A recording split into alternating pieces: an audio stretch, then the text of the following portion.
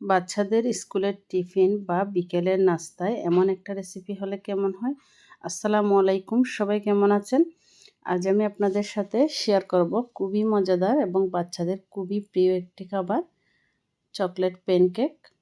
তো আমি এই নাস্তাটি তৈরি করার জন্য এখানে দুটো ডিম আর স্বাদ মতো চিনি দিয়ে একটু ভালো করে ফেটিয়ে নেব।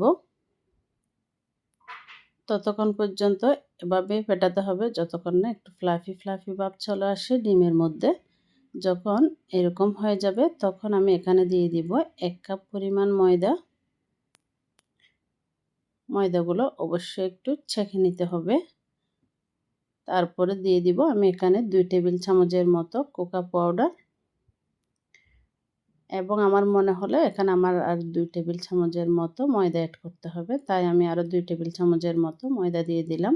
সাথে দিয়ে দিলাম কিছুটা পরিমাণ লবণ স্বাদ মতো, দিয়ে ভালো করে ছেঁকে নিতে হবে। অবশ্যই এই শুকনো উপকরণগুলো ছেঁকে নেবেন।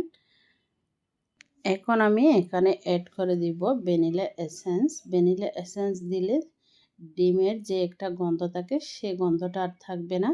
দিয়ে দিব 1 চামচের মতো রান্নার রেগুলার তেল, এবং আমি এখানে দিতে ভুলে গিয়েছিলাম 2 টেবিল চামচের মতো গুঁড়া দুধ। এই গুঁড়া দুধটা অবশ্যই ব্যবহার করার চেষ্টা করবেন। এই গুঁড়া দুধ দিলে এই প্যানকেকের স্বাদ একদম অন্যরকম হয়ে যায়। তো এখন এখানে দিয়ে দিলাম আমি 1 কাপের চেয়ে একটু বেশি লিকুইড দুধ। দুধটা দিয়ে ভালো করে একটু ফেটিয়ে নিব। এভাবে আস্তে আস্তে করে কিন্তু ফেটিয়ে নিতে হবে। এই ব্যাটারটা একটা মসৃণ একটি ব্যাটার হতে হবে, কোনো লাঞ্চ দেখা যাবে না এখানে।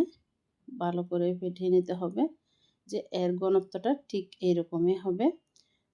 আজকের ভিডিওটি আপনাদের ভালো লেগে থাকলে তাহলে ভিডিওতে একটি লাইক, কমেন্ট, শেয়ার করে অন্যদের দেখার সুযোগ করে দিবেন। আর নিত্য নতুন রেসিপি পেতে পেজটিতে ফলো দিয়ে সাথে থাকতে পারেন।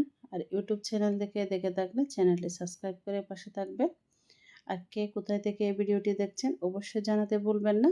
তো আমি একটা ফ্যানের মধ্যে কিছুটা হালকা একটু তেল ব্রাশ করে দিয়েছি। তেল ব্রাশ করে এভাবে একটা চামচের সাহায্যে দিলে কিন্তু সবগুলা প্যানকেক একই সাইজের হবে।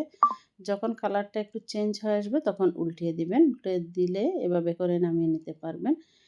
এই নাস্তাটা বাচ্চাদের কিন্তু খুবই প্রিয় একটি নাস্তা। খুবই অল্প সময়ের মধ্যে এই নাস্তাটি বাসায় বাচ্চাদেরকে তৈরি করে দিতে পারবেন খুব সহজে। বাসায় মেহমানদারিতেও কিন্তু এই নাস্তাটি খুবই জনপ্রিয় একটি নাস্তা। তো আজকে এই পর্যন্ত। আল্লাহ হাফেজ।